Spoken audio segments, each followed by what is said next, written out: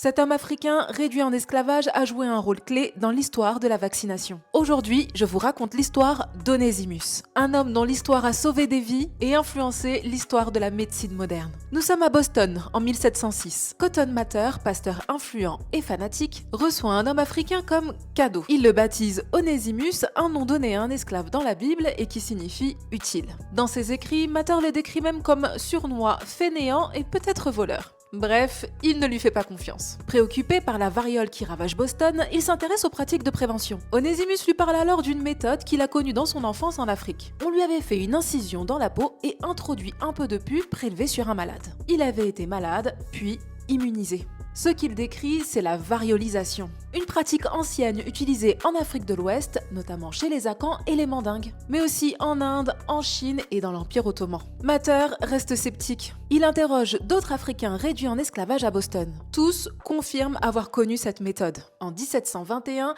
la variole frappe la ville. Sur 5900 personnes contaminées, 844 meurent. Un taux de mortalité de 14%. Face à l'hécatombe, Mather convainc le docteur Zabdiel Boylston de tester la méthode. D'abord sur 2 esclaves, puis sur son propre fils. Au total, 287 personnes inoculées. Résultat, 2% de décès chez les variolisés et 14% chez les autres. Dans Pax Americana, l'historienne Elizabeth Fenn considère cette expérience comme l'une des premières campagnes de santé publique documentées en Amérique. Mais très vite, le scandale éclate, parce que la méthode vient d'un Africain, et parce qu'elle contourne l'église. Mather reçoit même une bombe artisanale. La même année, une aristocrate anglaise, Lady Mary Wortley Montagu, fait inoculer sa fille après avoir découvert la méthode à Istanbul. Mais ce sont les résultats cliniques venus d'Amérique qui finiront par faire bouger les lignes en Europe. En 1796, Edward Jenner met au point une méthode plus sûre à base de vaccines bovines. C'est lui que l'histoire retiendra comme inventeur de la vaccination. Et pourtant, une forme de vaccination avait déjà été pratiquée et documentée